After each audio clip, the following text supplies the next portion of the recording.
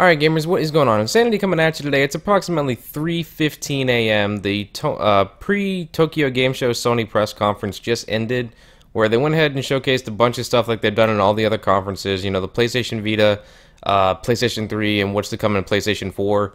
They said that the PS4 will be launching much later in Japan. It's going to come out on February 22nd. I personally think that it's going to be for actual physical unit availability with how many pre-orders are already out there for the UK and the United States. They say it's more or less for the actual software availability and, you know, trying to get the language things and just making sure that there's enough titles ready for the Japanese market, and that won't be until February. I still think it's a unit problem, but we'll have to wait and see. But mostly what I want to go ahead and focus this video on is I just got finished making a video about the PlayStation Vita models that they just released, how it didn't include video output, and I was really upset and mad and, you know, wanting to capture footage and we can't. Now, this is going to be a little bit of a different change, and it's something that I think Sony is making a big mistake on. And yeah, they basically at the end of the show they came out with this little tiny little box. It's the smallest little device that they've ever had, they want to say, for the PlayStation family. It's 6 centimeters by 10 centimeters, and it's going to retail for roughly about $100 here in the States. I think it was like 9,954 yen. I'm pretty sure, but basically it's called the PlayStation Vita TV. And it's going to have a little card slot on the side where you can stick in your Vita game cartridge and basically play your PlayStation Vita games through HDMI on your TV. So yes, we can finally go ahead and capture our PlayStation Vita games. You know, you can even play with a DualShock excuse me, a DualShock 4, which is huge. It's going to be really exciting that we're actually going to be able to do that.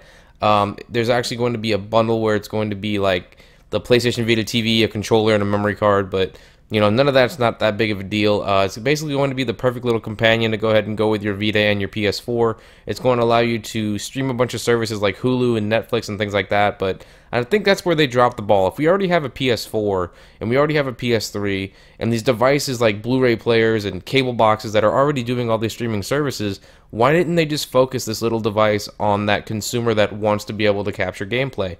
I'm glad that it does that, but it seems as if they're trying to go for a much broader audience by making it so that you're not only getting PlayStation Vita gameplay on your TV, but you're getting everything else with all these other streaming services. 9 times out of 10, if someone's buying this device already, it's just because they want to play their Vita game. They already have a PS4. They can get all these streaming services. I don't know. I think they could have done without all that and just made it a lot cheaper for the consumer and made it specifically for Vita games and having it work with the controller on your big screen and being able to capture gameplay and so on and so forth. But anyways, after the rant video, I just want to say I'm happy now. Thank you, Sony. I don't think it's worth $100, but as a YouTuber, I'm going to have to buy it anyway. I want to make sure I'm able to finally showcase Vita gameplay, and especially as we continue more in the future, you know Vita is going to be more successful. I think there's going to be more developers behind it. With it being a companion device straight to the PS4, I can only see great things coming from it. Sure, getting rid of the OLED screen and just making the device a little bit smaller and giving it more flashy colors was not the way to go. They should have kept it the way it was.